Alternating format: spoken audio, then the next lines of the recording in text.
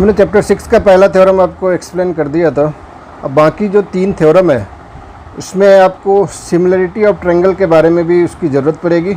इसीलिए मैं आपको सबसे पहले समझा दूं कि सिमिलरिटी ऑफ ट्रायंगल्स यानी criteria for similarity of triangles होते क्या है।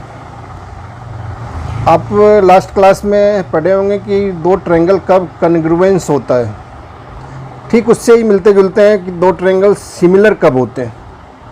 तो सिमिलर होने के कुछ कंडीशंस होते हैं, जैसे इसमें 3-4 कंडीशन मैं पहले से लिख के रखा हूँ, इसी सब को मैं एक्सप्लेन कर सकता हूँ।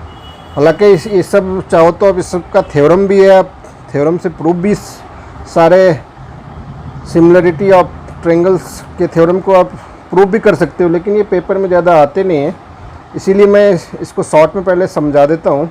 अगर आपको इच्छा होगी तो आप इसको प्रूफ भी कर सकते हो, एनसीईआरटी की बुक में भी बड़ा इजी मेथड में दिया हुआ भी है, लेकिन फ़िलहाल मैं इसे एक्सप्लेन कर देता हूँ सबको वन बाय वन। फर्स्ट जो है, if in two triangles corresponding angles are equal, then their corresponding sides are in the same ratio and hence the two triangles are similar। यानी 2 ट्रायंगल सिमिलर कब होते हैं? 2 ट्रायंगल सिमिलर होने का पहला condition है ए सिमिलरिटी कंडीशन। ए मतलब क्या? Angle angle angle. यानी 2 ट्रायंगल अगर हमारे पास हैं, दोनों के अगर करस्पॉन्डिंग एंगल इक्वल हैं, जैसे यहाँ 2 ट्रायंगल है, triangle A B C and triangle D E F. अगर मान लो इसमें आपको पता है कि जितना एंगल ए है उतना ही एंगल बी है, सिमिलरली जितना एंगल है उतना ही एंगल डी है, सिमिलरली जितना एंगल बी है उतना ही एंगल ई है, एंड जितना एंगल सी है उतना ही एंगल एफ है। यानी एंगल ए जो है एंगल डी के इक्वल है, एंगल बी जो है एंगल ई के इक्वल है, और एंगल सी जो है वो एंगल एफ के इक्वल है।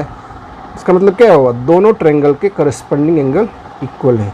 जब 2 ट्रायंगल के करस्पॉन्डिंग एंगल इक्वल होते हैं तो सिमिलर ट्रायंगल होता है। दोनों ट्रायंगल जब सिमिलर हो जाता है तब क्या होता है? अगर 2 ट्रायंगल सिमिलर होते हैं तो उसके करस्पॉन्डिंग साइड इक्वल रेशियो में होते हैं। करस्पॉन्डिंग साइड क्या होता है? अब इसका जैसे पहला ट्रायंगल का साइड अगर हम ए बी लेंगे तो दूसरा ट्रायंगल का हो जाएगा डी ई।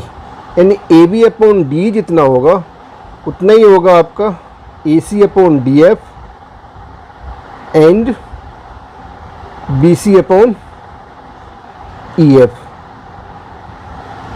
जब भी 2 ट्रायंगल सिमिलर होता है, जब भी 2 ट्रायंगल सिमिलर होगा, चाहे कंडीशन कोई भी हो, तो उस दोनों ट्रायंगल के सारे एंगल करस्पॉन्डिंग एंगल इक्वल होंगे और करस्पॉन्डिंग साइड इक्वल रेशियो में होगा। करस्पॉन्डिंग साइड क्या होगा?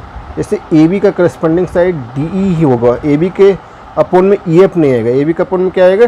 डी ई, क्योंकि हमारा ट्रायंगल है ए बी सी और D E F. A B पहले है तो इधर डी ई आएगा ए बी के साथ, बी सी के साथ क्या आएगा? ई एफ ही आएगा, सिमिलरली डी एफ के साथ ए सी आएगा। यानी 2 ट्रायंगल सिमिलर होगा तो उसके करस्पॉन्डिंग साइड इक्वल रेशियो में आएंगे, ये हमें याद रखना है। तो पहला कंडीशन हमने समझा दिया।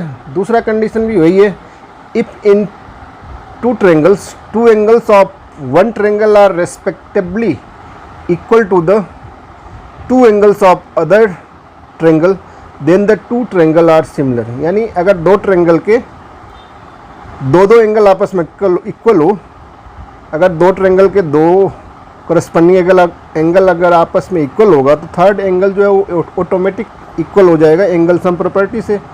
यानी ये फर्स्ट और सेकेंड कंडीशन लगभग सेम ही है,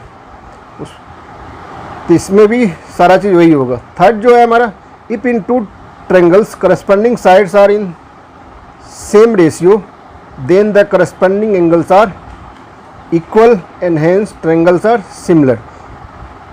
इस कंडीशन को एस एस एस कहते हैं। इसका मतलब क्या हुआ?